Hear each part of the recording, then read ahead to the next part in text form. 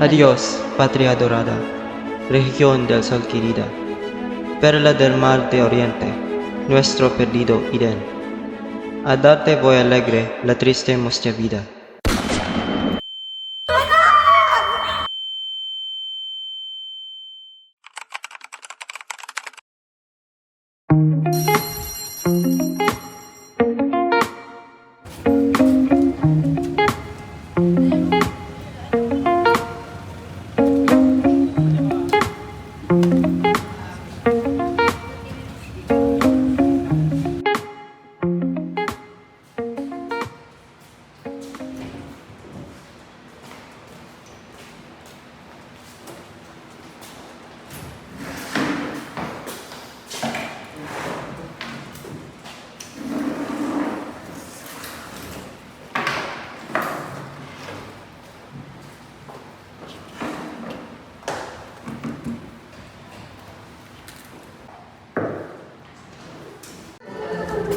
Magandang umaga, class. Magandang umaga, ma'am.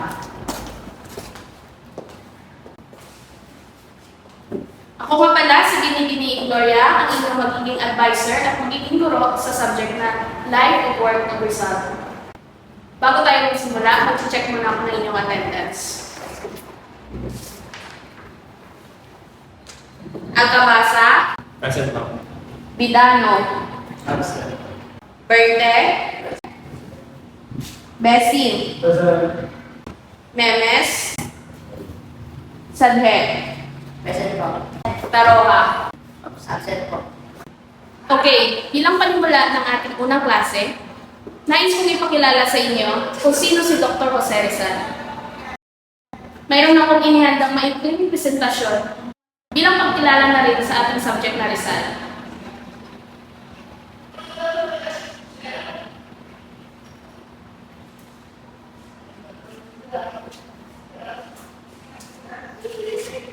Sino nga ba si Dr. Jose Rizal? Si Jose Protasio Rizal Mercado E. Alonso Redonda, o mas kilala, Universidad ng Santo Tomas at sentro ng Universidad de Madrid na siya. Si Jose yung mga naisulat na nobela tulad ng Monumento ng Taberes for today's video, guys. Ayan! Naibahagi ko na ang talabuhay ni Dr. Jose Rizal. Ngayon naman ay magbibigay ako ng isang gawain. Gusto ko magsalisi kayo ng impormasyon tungkol kay Dr. Jose Rizal at kung bakit siya naging bayani. Next week, ibahagi niyo yung nakalat na impormasyon sa buong klase. Para mas madali ang inyong pagsasaliksik, igrupo niyo ang sarili sa tatlo. Yun lamang at maaari na kayong magsimula. See you next week.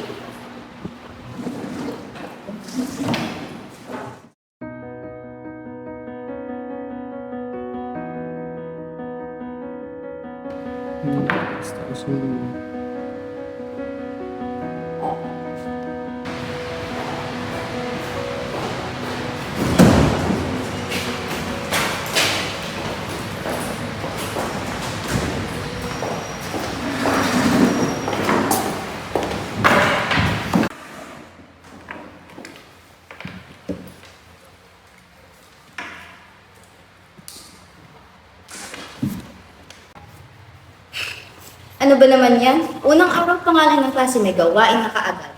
Bakit ba kasi may subject pa tayo ng life and works of Rizal? Buhay niya naman yun. Pakialam natin doon. Kailan na ulit mo yan? Next week, di kasi nakikinig.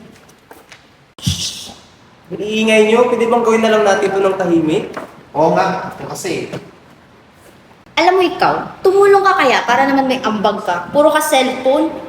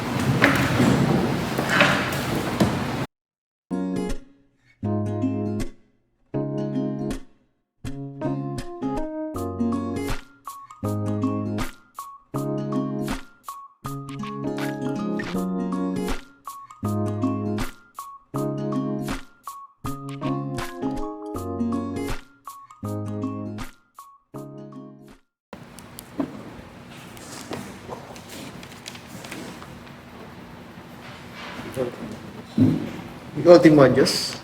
Anong mag-ibig sabihin nito? Ni ultimo ang Diyos. Ang ibig sabihin nito ay ang huling paalam. Oo, tama. Sa pagkakatanda ko, ito yung huling tulanan na isulat niyo sa Rizal nung siya'y nakulong. Alam, paano pala sa Rizal? Hindi ko alam. Ayos ka lang. Di ka nga nakikinig sa history class ng elementary, hindi magbasa nga ng libro, di mo magawa. So, paano mo naman malalaman? Wow, talaga ba? Sa pagkakalala ko, talaga tayo natutulog sa history class dati. O, hindi totoo yun. Oo kaya. Tumigil na nga kayong dalawa. Tanong ko lang, bakit nakulong si Rizal? Nakulong si Rizal dahil sa mga maling paratang sa kanya. Katulad nung umuwi si Rizal kasamang kapatid niyang si Lucia galing Hong Kong, may natagpo ang anti-frail na polyeto sa bagay niya. Bukod doon, may binabalak din daw siyang rebellion laban sa mga Espanyol. O tapos, ano nangyari?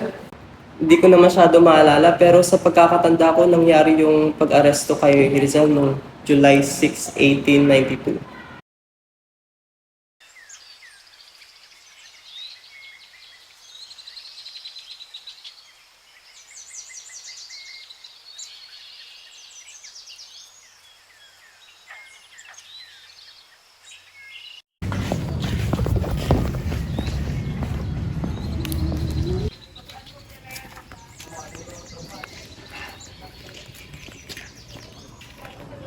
Magandang araw, Doktor.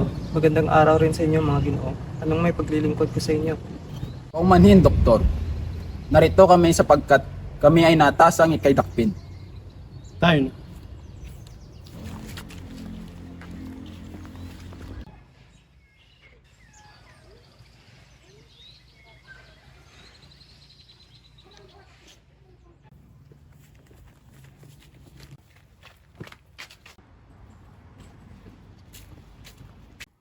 Jose!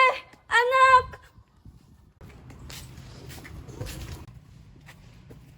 Anak ko! Inay, mano po inay? Patawad po aking ina. Anak ko! Anak! Pepe! Sandali! Sandali lamang! Por favor, bigyan ninyo ako ng pagkakataon na mayakap ang anak ko! Anak! Adiós, patria adorada, región del sol querida, perla del mar de oriente, nuestro perdido Edén. A darte voy alegre la triste mustia vida, y fuera más brillante, más fresca, más florida. También por ti la guerra por tu bien. En campos de batalla, lucando con delirio, otros te dan sus vidas, sin dudas, sin pesar. El sitio nada importa, ciprés, laurel o lirio. Cadalso o campo abierto, combate o cruel martirio. Lo mismo es si lo piden la patria y el jugar. Yo muero cuando veo que el cielo se colora, y al fin anuncia el día tras lobrego capuz. Si grana necesitas para teñir tu aurora, verte la sangre mía, derramala en buen hora, y dórela un reflejo de su naciente luz.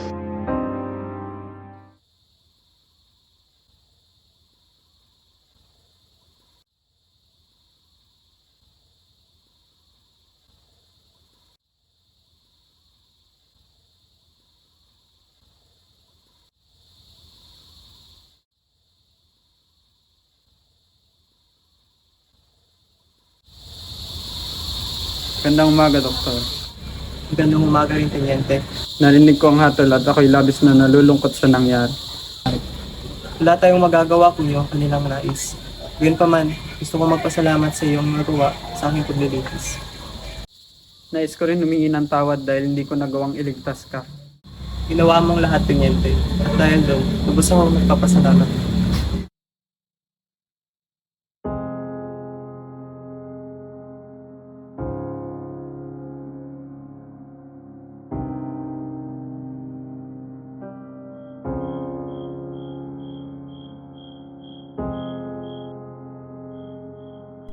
Mahal kong kapatid, kapag natanggap mo itong liham, marahil ay patay na ako.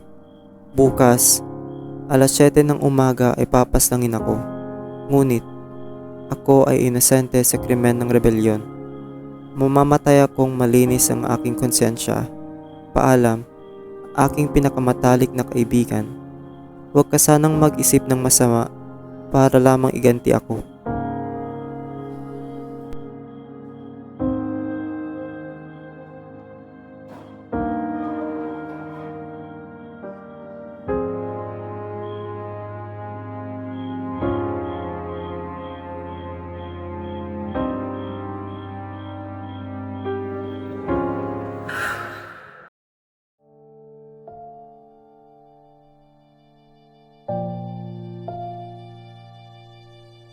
Masama bang lumaban para sa kalayaan? Masama bang ipagtanggol ang bayan laban sa pang-aabuso at pang-aapi? Masama bang magsalita para sa mga takot mga tuwiran? Kasalanan bang ilantad ang mga katiwalian na nangyari sa ating bansa? Krimen bang may tuturing ang pagpapakabayani sa sariling bansa?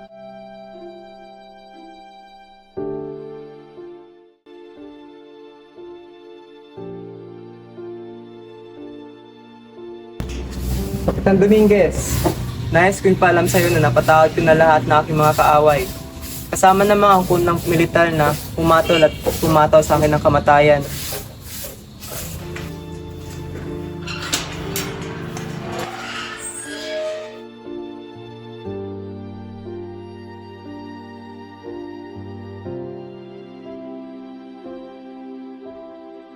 Pinili ng tao ang mamatay upang tubusin ang animoy patay na bayan. Ang agulhol na iyak nito sa sakit na nadarama. Mas pipiliin ko ang mamatay ng nakatayo kaysa mabuhay ng nakaluhod pa rin. Mamamatay akong natatanaw sa likod ng dilim ang bukang liwayway.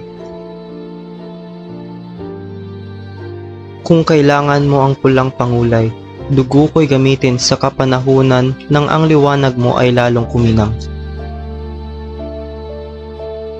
Buong buhay ko, wala kayong ginawa kung hindi husgahan ako, basahin ako. Kinuha nyo na.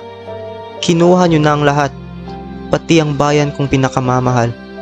Kung ano-ano ang hinihingi nyo, pero hindi nyo pa rin makita kung sino ako. Marami na akong ibinigay. Bakit pati ang buhay ko? Patahimikin niyo na ako para makita ko ang sarili ko. Mamamatay akong hindi nakikita ang ningning ng bukang liwayway sa aking bayan. Ako, si Jose Rizal.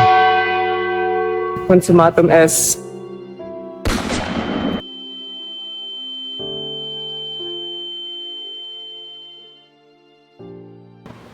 Consumatum est. Yan ang huling sinabi ni Jose Rizal bago siya binaril. Grabe, ang lungkot naman ng sinapit ni Jose Rizal. Oo nga, pero nagpabilib din kasi. Hindi mo lang siya natakot na mamatay. Alam mo, Melo, dahil sa pagkwento mo, meron na tayong idea kung bakit naging bayani si Jose Rizal.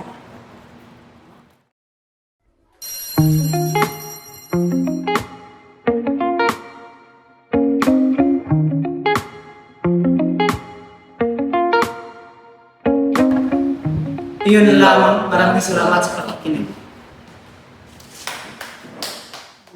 Maraming salamat sa naunang grupo sa pagbahagi niyo ng inyong nakalap na impormasyon tungkol sa buhay ni Dr. Jose Rizal. Ngayon naman, tunghayan natin ang ikalawang grupo sa pagbabahagi ng kanilang presentasyon. Maaari na kayo magsimula.